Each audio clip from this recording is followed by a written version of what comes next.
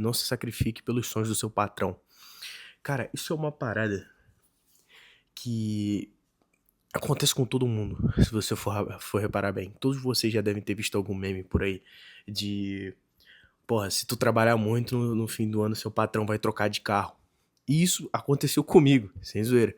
Sempre fui um funcionário muito dedicado no que eu fazia. Trabalhava bastante e tal, e realmente eu tinha projeção de futuro porque eles me diziam isso. Falavam, não, que se tu trabalhar bem, a empresa crescendo aqui, você vai ganhar bem e tal.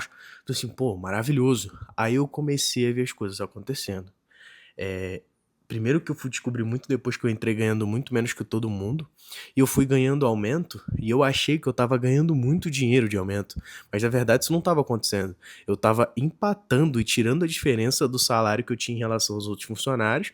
Mas lá pro final, né, antes de eu sair da empresa, eu já ganhava mais do que eles.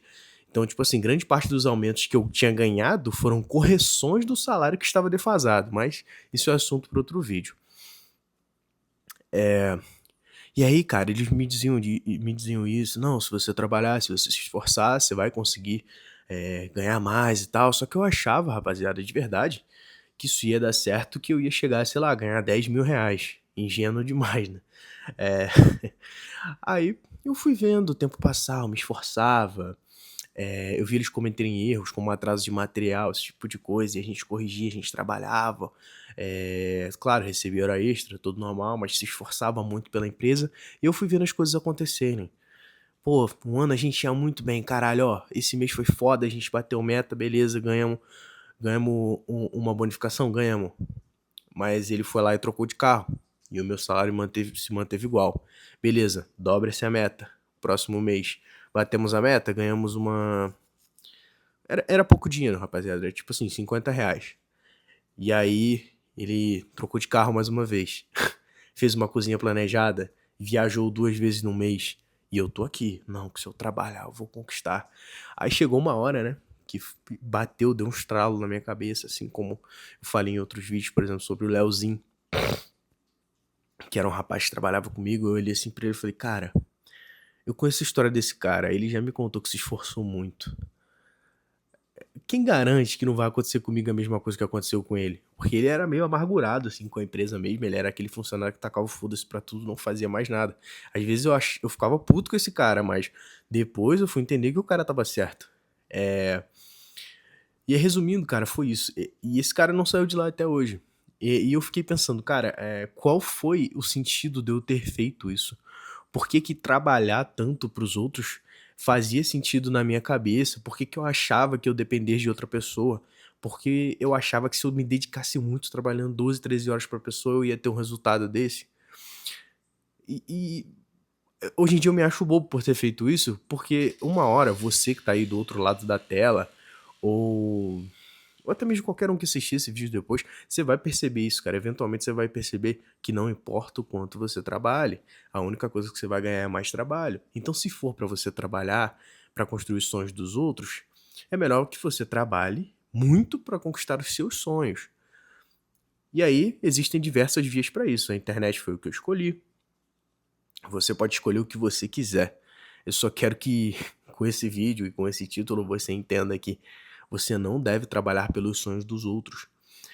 Você não deve se esforçar tanto pelos sonhos dos outros. Inclusive, hoje em dia, eu optei, né, para realizar meus sonhos, que eu tivesse sócios ou parceiros do que eu tivesse funcionário.